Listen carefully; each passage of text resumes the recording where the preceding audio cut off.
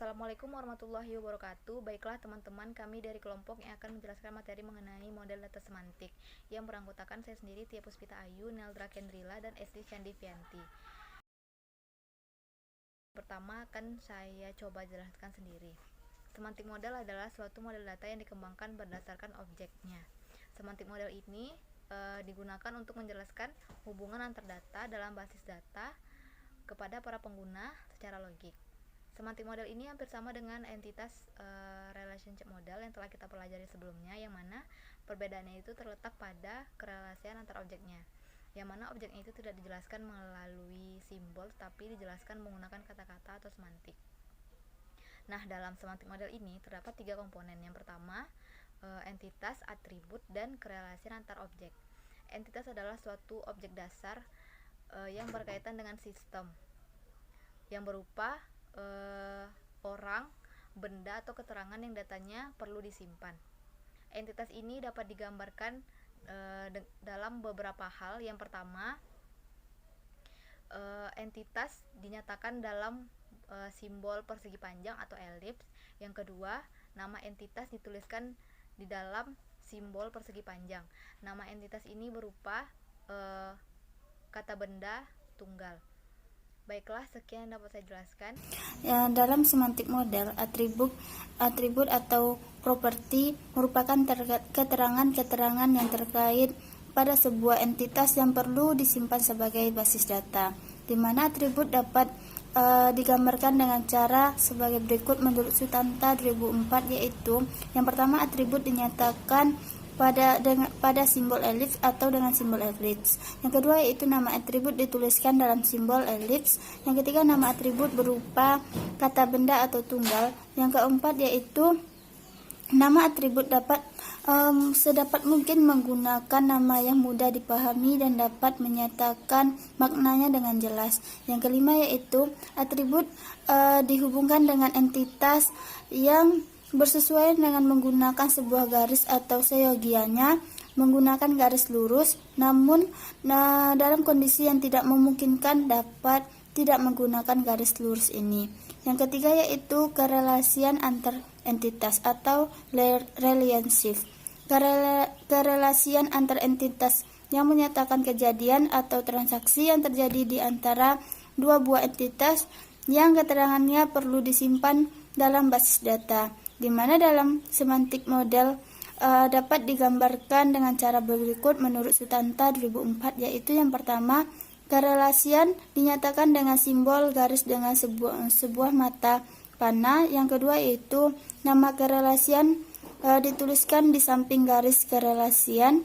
Yang ketiga yaitu kerelasian menghubungkan dua entitas. Yang keempat yaitu nama kerelasian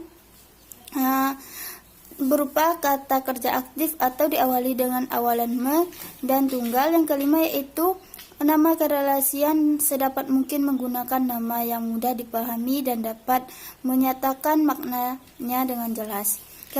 Kerelasian ini juga dikelompokkan dalam 3 jenis, yaitu kerelasian jenis 1 ke 1 atau one to one. Yang kedua yaitu kerelasian jenis banyak ke 1, many to many, atau 1 ke banyak, one to many. Yang ketiga yaitu kerelasian jenis banyak ke banyak atau many to many. Itulah yang dapat saya jelaskan.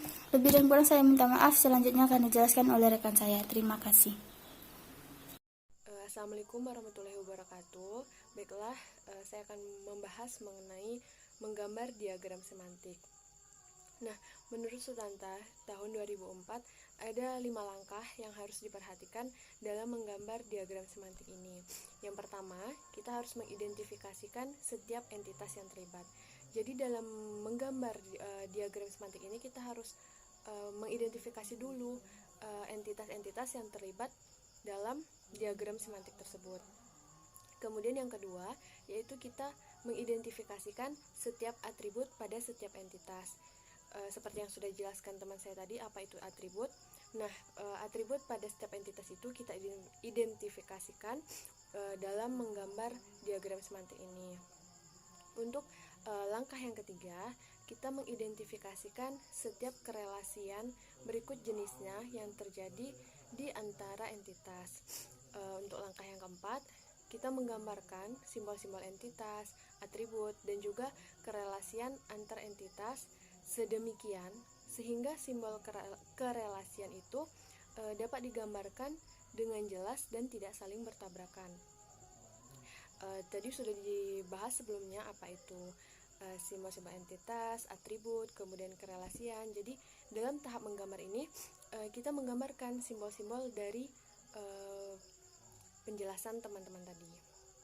Kemudian untuk langkah yang terakhir yaitu mengenai kita mengecek diagram semantik yang terbentuk dalam 4 hal. Yang pertama ada kelengkapan entitas, kemudian kelengkapan atribut, kelengkapan kerelasian antar entitas, dan juga jenis kerelasian antar entitas.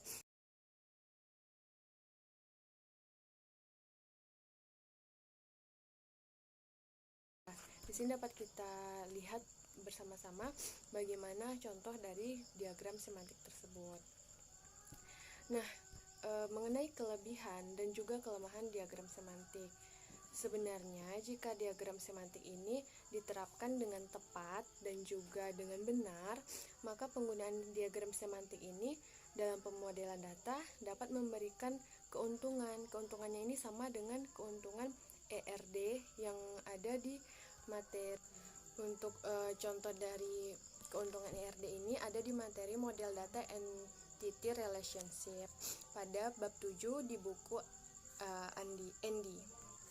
Nah, untuk kelemahannya menurut Sutanta 2004 itu ada 3 kelemahan, di mana kebutuhan media yang sangat luas, kemudian seringkali diagram semantik ini tampil sangat ruwet.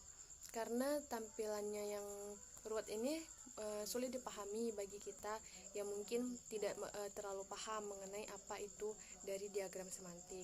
Kemudian yang terakhir kelemahannya yaitu tidak dapat menunjukkan jenis kerelasian dari entitas.